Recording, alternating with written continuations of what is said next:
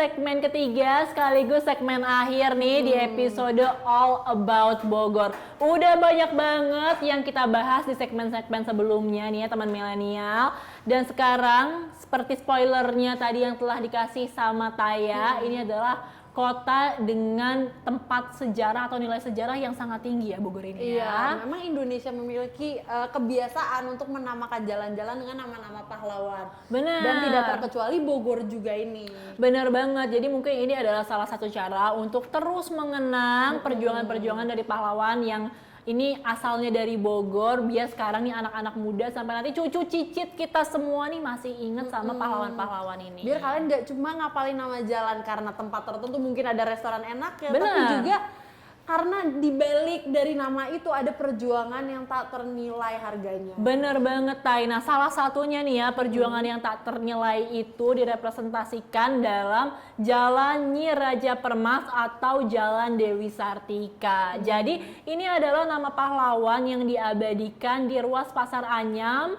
Maksud kami ruas Pasar Anyar, Taman Topi sampai ke Jalan Sudirman. Tuh, jadi bagi kalian yang sering lewat jalan itu, benar, harus taunya tahu jalan ini tuh pahlawan juga. Bener banget. Nah sebenarnya siapa sih Nyi Raja Permas itu? Jadi Nyi Raja Permas adalah seorang perempuan, tokoh pejuang melawan penjajah yang pada akhirnya nih karena perjuangannya sangat luar biasa ini dibuang ke Ternate, dari Bogor ke Ternate oleh penjajah Belanda. Karena gitu. merasa terancam ya. Bener. Nah sementara kalau Dewi Sartika mungkin kita udah sama-sama kenal tokoh pejuang juga yang dinobatkan sebagai pahlawan nasional. Betul banget. Nah, next juga masih ada jalan yang juga pasti mungkin banyak dari kalian udah kenal banget dengan jalan ini, yaitu ada Jalan Kapten Muslihat.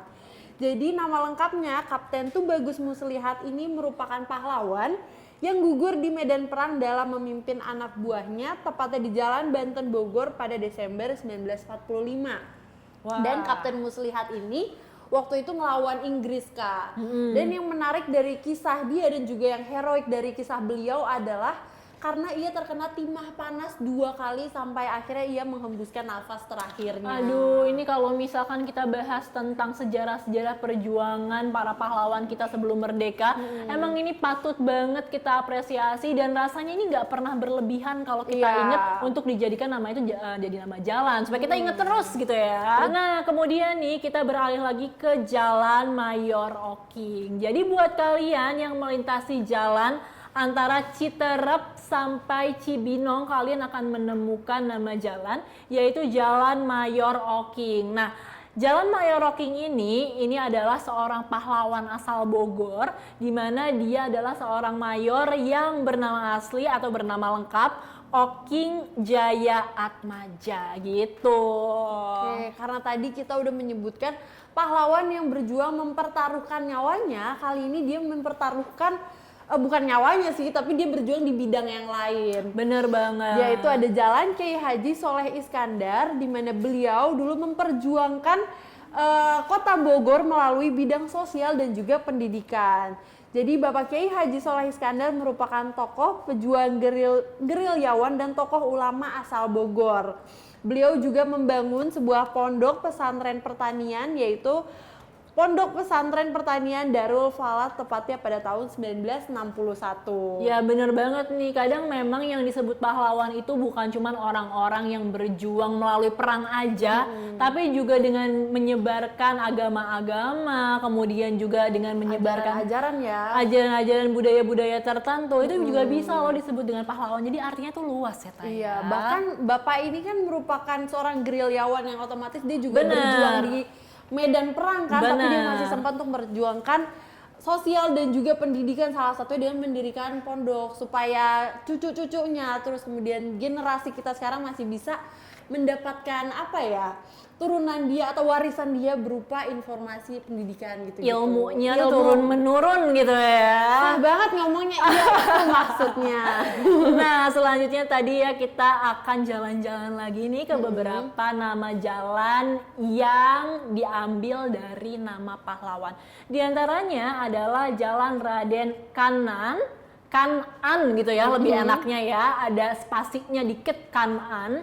Kemudian ada Jalan Raden Koyong, kemudian ada Jalan Tumenggung Wiradireja, dan ada Jalan Pangeran Sogiri. Jadi ini adalah 4 nama jalan yang berdekatan sesuai dengan kedudukannya. Jadi ini adalah dalam satu tahta gitu.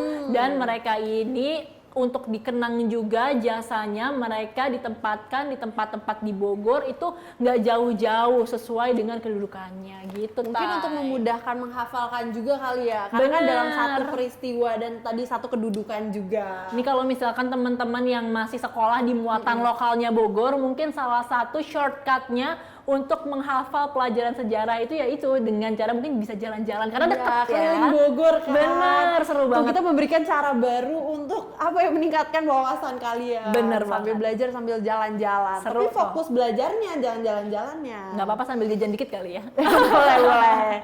Jajan selalu halal loh, boleh. Benar. Selanjutnya juga ada pahlawan yang mendirikan pesantren juga yang dijadikan jalan, yaitu Jalan Kiai Haji Abdullah bin Nuh. Jadi beliau ini merupakan ulama Jawa Barat yang berasal dari Kabupaten Bogor, Cianjur. Beliau merupakan seorang pendiri pesantren Al-Ghazali karena memang visinya dalam pendidikan Islam itu sangat tinggi.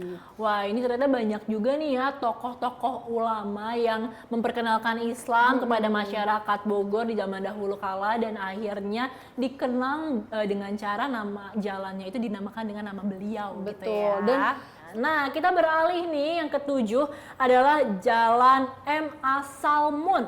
Nama lengkapnya adalah Mas Aceh Salmun Raksadikaria. Agak panjang ya namanya ya. Nah, beliau ini adalah pejuang namun juga sekaligus sastrawan dari Sunda yang datang dari Rangkas Bitung. Wah, jadi mereka ini bidangnya beda-beda ya. Ada yang benar-benar mempertaruhkan nyawanya, ada yang melalui jalur pendidikan Islam, ataupun ada juga yang merupakan sastrawan kan. Bener banget, jadi mempertahankan, memperjuangkan bangsa Indonesia itu nggak cuma harus di medan perang, tapi bisa juga dari bahasa, dari seni, dari budaya, dan juga tadi dari agama juga bisa. Betul, berarti ini membuat aku kagum banget sih sama kota Bogor karena dia berarti cukup considerate, apa tuh bahasa Indonesia cukup ya? memikirkan, cukup mengembangkan Iya, gitu berarti ya. menghargai berbagai bidang karena Bogor bisa berdiri sekarang nggak cuma satu bidang tertentu aja. Bener banget. Nah, tapi tadi kita udah ngomongin beberapa pahlawan di masa lalu ya. Nah, kan kalau misalkan di masa sekarang juga pastinya kita berjuang dengan cara kita sendiri. Betul. Kalau menurut saya nih, kita kalau anak-anak muda, teman-teman milenial ini kalau berjuang tuh caranya harus kayak gimana sih, Tay? Sebenarnya banyak ya, cuma mungkin yang paling dekat dan paling relatable dengan kondisi sekarang adalah menaati protokol kesehatan. Bener, aku setuju. Itu simple banget, tapi dengan kalian stay at home, terus juga menerapkan 3M ya, memakai masker, menjaga jarak dan mencuci tangan, kalian menolong banyak nyawa, terutama orang-orang di rumah kalian. Nah, ngomong-ngomong masalah pandemi nih ya, mungkin salah satu perjuangan kita sebagai teman milenial juga supaya kita bisa saling bahu-membahu membangkitkan lagi Indonesia. Mungkin karena kan kalau pandemi salah satu yang paling terdampak adalah sektor ekonomi kali ya. Betul. Nah, ini kita bisa bantu juga ini dari UMKM, penjual-penjual kecil beli di sana supaya bisa memutar roda perekonomian. Itu cara perjuangan aku sih sejauh ini Emang seneng soalnya. ngemil aja sih kayaknya kalau yang ini. Tapi lagi-lagi ya, kalau emang tertarik banget dengan penjelasan kita soal Bogor, kalian harus tetap mempertimbangkan kondisi kalian dan situasi di Bogor juga. Bener, jadi kalau misalkan kalian emang pengen ke Bogor, pastikan dalam kondisi aman, mematuhi protokol kesehatan, 3M semuanya harus dijalankan, dan pastinya kalian harus juga cek suhu tubuh dan lain sebagainya. Iya, betul ya. banget.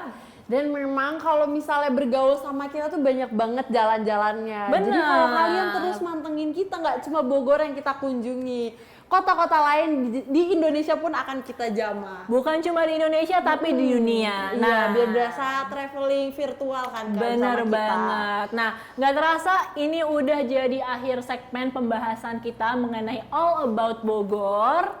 Dan akhirnya aku Ayu Rahmawati dan juga Aku Ainda Taya. undur diri. Kita akan ketemu lagi di episode item selanjutnya. Sampai ketemu di program kesayangan kita, Items Informasi ke teman-teman milenial. Pastinya di Mata Milenial Indonesia TV, Matanya Indonesia. Ciao.